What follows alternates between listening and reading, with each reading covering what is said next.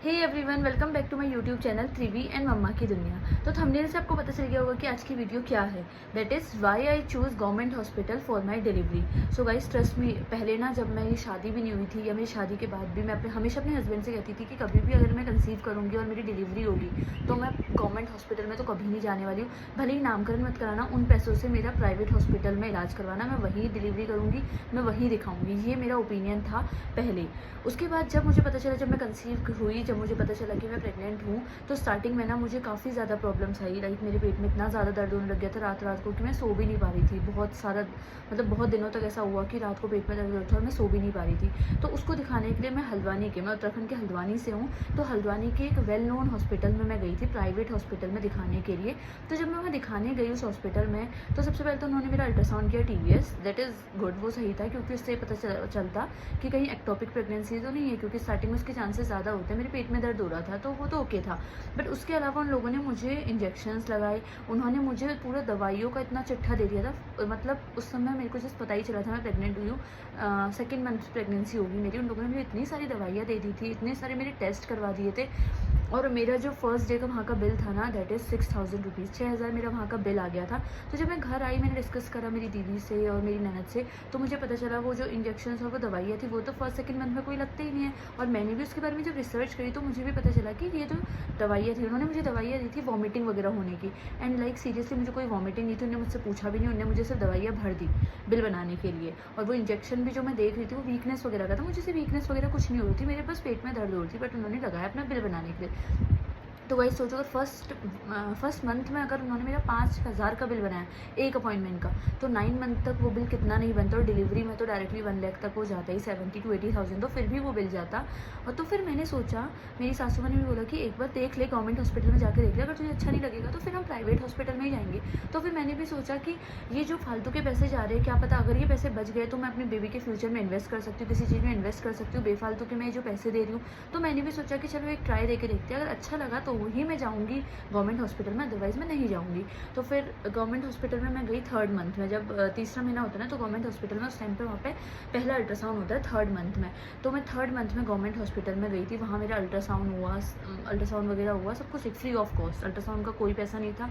और जो टेस्ट वहाँ मेरे फर्स्ट मंथ में हुए थे गवर्नमेंट हॉस्पिटल में, थर्ड मंथ में होते हैं वो वाले टेस्ट, तो सेम टू सेम सारे टेस्ट वहाँ भी हुए। जिस टेस्ट के लिए उन्होंने मेरे पूरे 3-4 हज़ार रुपये लिए थे, आई थिंक वो टेस्ट गवर्नमेंट हॉस्पिटल में फ्री ऑफ कॉस्ट था, ज़ीरो, मतलब मेरा कुछ पैसा नहीं लगा उन टेस्ट में, और सेम टेस्ट थे दोनों। तो पहला डिफरेंस तो ये। और दूसरी चीज़, मुझे ऐसा कुछ लगा भी नहीं कि गवर्नमेंट हॉस्पिटल, देखो वेट करने की अगर बात करें तो चाहे आजकल तो प्राइवेट हॉस्पिटल में 1-1 घंटे में नंबर आ रहा है, वहाँ भी इतनी भीड़ है, पर गवर्नमेंट हॉस्पिटल में भी भीड़ थी, तो वेट तो मुझे दोनों जगह करना पड़ रहा था। डिफरेंस मुझे ऐसा कुछ नहीं लगा, सिर्फ पैसों का। वहाँ मेरे 5000 रुपये खर्च हुए, यहाँ पर मेरे ज़ीरो, कुछ भी खर्च नहीं हुआ।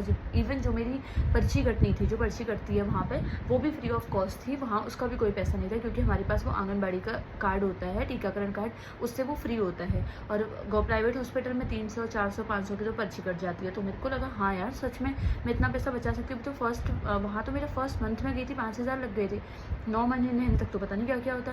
फिर मुझे लगा कि ठीक है, आगे भी यही दिखाती हूँ। उसके बाद भी थर्ड मंथ के बाद उन्होंने आई थिंक मुझे 4.5 मंथ, मुझे एग्जैक्ट याद नहीं है, उन लोगों ने मुझे बुलाया था एक और अल्ट्रासाउंड करवाने के लिए, सेकेंड वाला जो अल्ट्रासाउंड होता है, बट वो अल्ट्रासाउंड वहाँ नहीं होता है, वहाँ हॉस्पिटल में डॉक्टर्स ने लिख दिया था। वो अल्ट्रासाउंड मैंने बाहर करवाया था, जो कि 2 से 2,500 का हुआ था। वो वाला अल्ट्रासाउंड बाहर हुआ था, क्योंकि वो डिटेल अल्ट्रासाउंड होता है, उसके वो वहाँ नहीं होता है, तो वो मैंने बाहर ही करवाया। हाँ, कुछ ऐसे टेस्ट थे जो कि मुझे लगे इंपॉर्टेंट थे, उसकी आप नॉलेज लेते रहे ना। जैसे डुअल मार्कर टेस्ट होता है, जिसके बारे में मुझे मेरी फ्रेंड से पता चला था, जो कि प्राइवेट हॉस्पिटल में दिखाते हो, मेरी ननद से भी, कि ये इंपॉर्टेंट होता है, इसको करवा लेना चाहिए। तो कुछ ऐसे टेस्ट थे जो वहाँ नहीं होते, जिनको मैंने, यहाँ बहुत सारे पैथ लैब्स है, वहाँ ईजिली ये टेस्ट अवेलेबल है, हो जाते हैं। तो डुअल मार्कर टेस्ट वगैरह मैंने वो सब वहाँ करवा लिए थे। बाकी जितना भी दिखाना था 9 मंथ तक, जो भी मेरे टेस्ट थे, वो सारे के सारे मैंने गवर्नमेंट हॉस्पिटल में कराए। एंड रही बात हॉस्पिटल में डॉक्टर्स की, तो मेरी डिलीवरी के टाइम पे मैं 7 डेज़ हॉस्पिटल में रही हूँ वहाँ। और पहले भी जब मैं अपॉइंटमेंट में भी गई तो डॉक्टर्स बहुत ज़्यादा अच्छे थे गवर्नमेंट हॉस्पिटल के, मतलब उनका बिहेवियर, उनका सब कुछ बहुत अच्छा था। जो मैंने पहले देखा था उस टाइम पे, मेरी दीदी की बेटी और बेटे को हुए 9 से 10 साल हो चुके हैं, तो वो बिल्कुल भी अब नहीं है वहाँ। डॉक्टर, मैं कम से कम 5 से 6 अलग अलग डॉक्टर्स से मिली, और सभी डॉक्टर्स वहाँ के इतने अच्छे, उनका बिहेवियर इतना अच्छा, जो हम पूछे थे, जो भी हमारी क्वेरीज थी, उनको बहुत अच्छे से डील कर रहे थे, बहुत अच्छा था सब कुछ। तो 7 to 8 डेज़ में वहाँ रही, मुझे ऐसा कुछ भी नहीं लगा। कि हम गवर्नमेंट हॉस्पिटल में है या प्राइवेट से ही अलग है। जब मेरी डिलीवरी हुई थी तो मेरा सी सेक्शन था। अब सी सेक्शन में ज़्यादा टाइम तक रहना पड़ता है, तो मेरे को जनरल वार्ड नहीं चाहिए था, तो मैंने प्राइवेट, हाँ वहाँ पे प्राइवेट वार्ड की भी फैसिलिटी है। प्राइवेट वार्ड में वहाँ पे आपको सेपरेट वॉशरूम वगैरह सब कुछ मिल जाएगा, बिल्कुल सेम लाइक जो आप प्राइवेट हॉस्पिटल में दे रहे हो, बट वहाँ पे बहुत मोटी रकम दे रहे हो। और यहाँ आप कुछ नहीं तो नहीं कहूँगी, प्राइवेट वार्ड का थोड़ा बहुत पैसा हमने दिया था, 2 से 2,500 रुपये शायद ऑपरेशन का। अगर आप जनरल वार्ड लेते हो तो आपका तो कुछ भी पैसा नहीं लगेगा।